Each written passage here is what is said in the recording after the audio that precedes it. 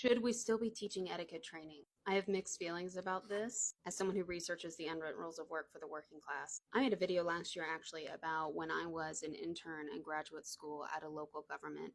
I was interning in their HR. They had a luncheon at the end of the internship with all of the interns across all of the departments in the city. And I thought it was really inclusive that they started the luncheon with talking about etiquette and how the placemat was set up just as an equalizer, because in that moment it felt like, oh, thank God they're going to let me know before I do something foolish, before I out myself, or before anybody else does. And because they did it to everyone and not just pulling people aside, then you didn't know who knew or who didn't know, and it was less stigmatizing. So I appreciated that transparency, but of course it does beg the question, why does any of this shit matter?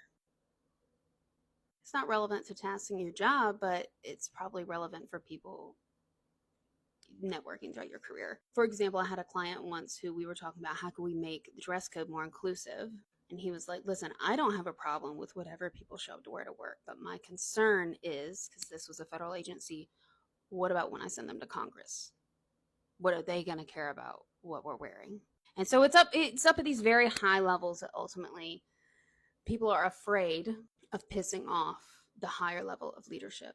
So I have two main takeaways for you here is that one, wherever you have power, even a small amount, even if you're just leading a team of like one other person, wherever you have the opportunity to normalize something or to let them know when you notice unwritten rules that you have knowledge of that they may or may not, making that transparent instead of just singling people out is a better practice than making that person a token. I tell this with people all the time about neurodivergent employees. They're like, well, how do I know if the autistic person needs this accommodation?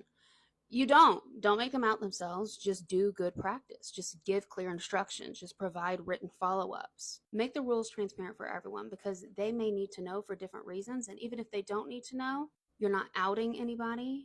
And you're normalizing to people who already know that you are not the center of the universe and that not everything that's normal to you is normal to everyone else. So you need to make that transparent.